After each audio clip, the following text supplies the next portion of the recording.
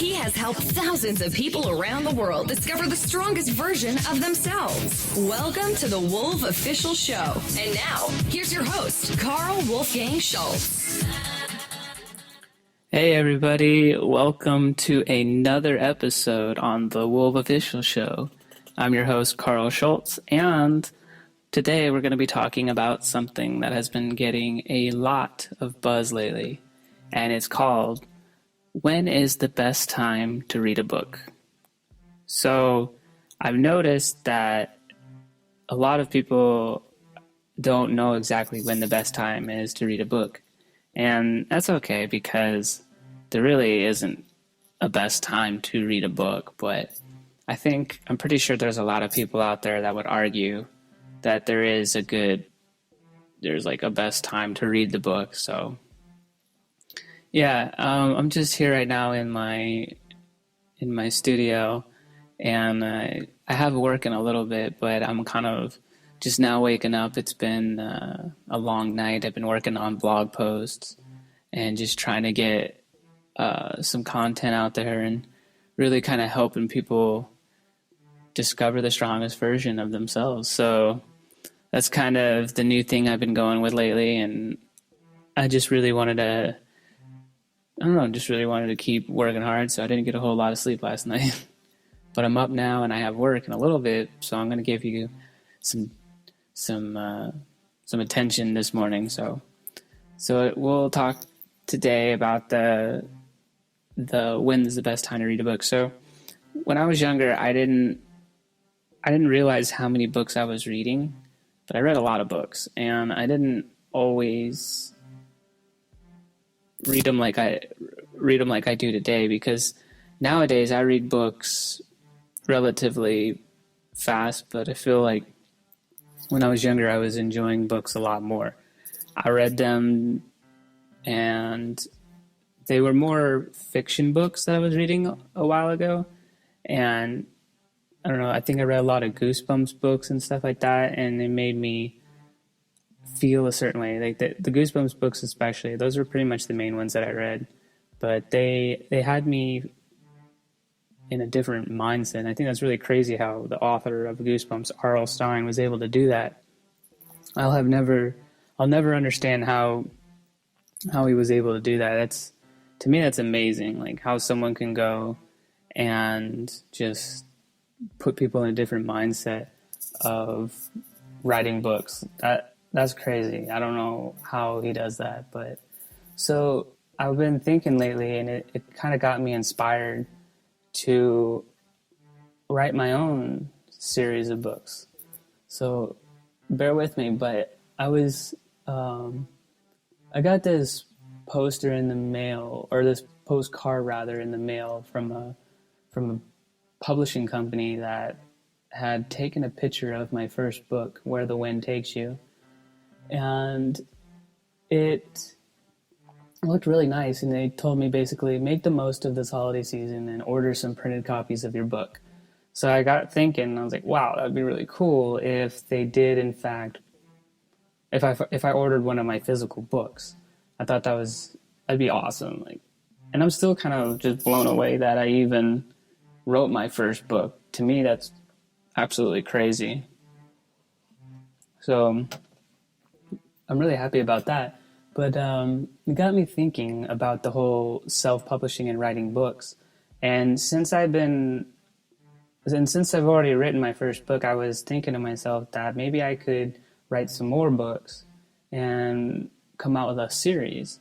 But it wasn't clear to me exactly how I was going to do that, because I know Goosebumps had their thing where like he was writing a whole bunch of various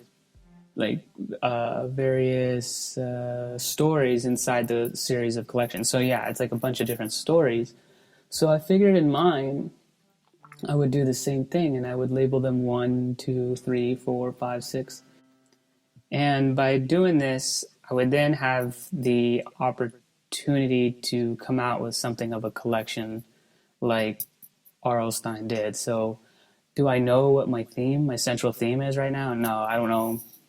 I couldn't tell you if it was going to be scary, if it was going to be adventurous. I wish I could write like that. I'll try. but I know for certain that I am going to come out with another book and add it to this series. So that Where the Wind Takes You is the first one.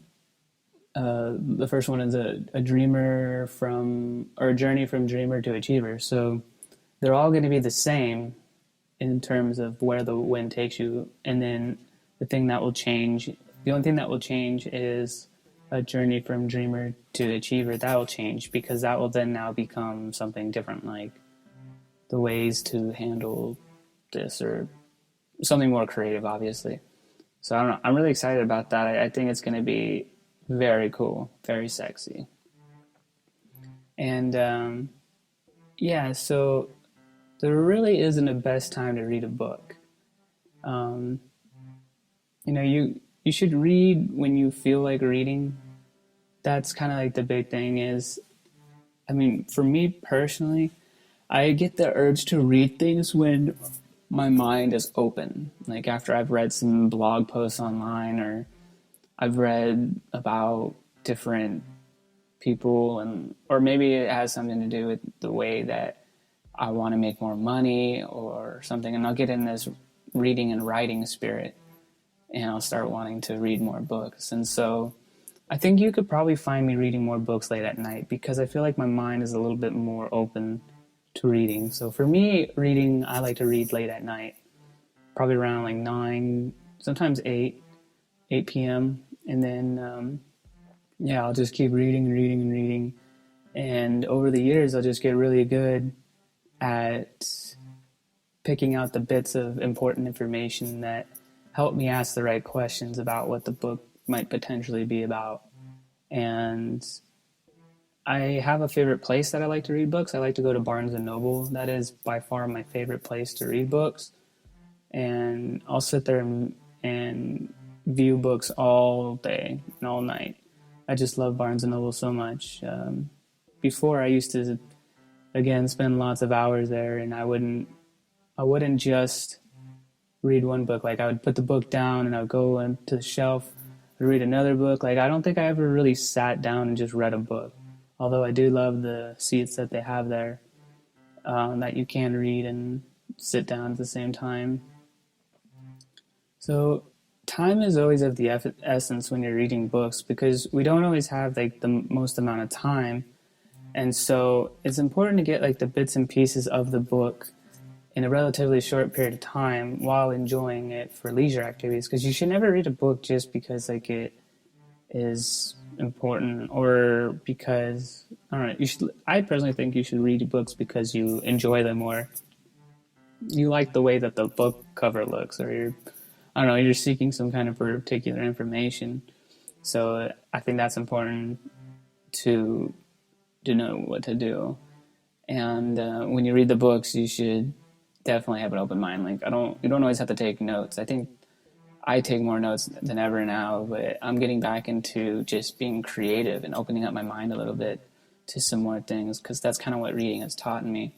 And it helps when I read because it makes my blog posts better, especially when I'm going to go write a blog post. I can kind of have a large vocabulary because I've read books before, and so that really helps me with getting people to read the content and upvoting it and sharing it.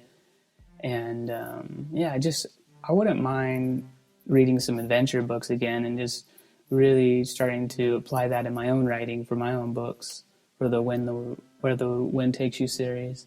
So I think that'd be pretty cool, and just write all the way into the afternoon. That'd be cool.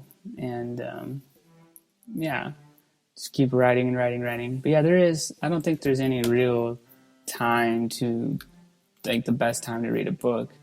And it's basically your own personal preference of when you want to do that. It all depends on like what kind of person you are, if you're a morning person, if you're a night person, or whatever the case may be. So you definitely want to try to make sure it fits your lifestyle. But anyway, I'm going to let you guys go because this is the episode. This is the rest of the episode. I really want to thank you for coming out. And stay tuned. I got a whole bunch more podcast episodes coming out to you. Please go to my website, wolfofficial.com, and subscribe to whatever you would like, whatever you find interesting. and I'll see you on the next episode. Thank you so much. Bye.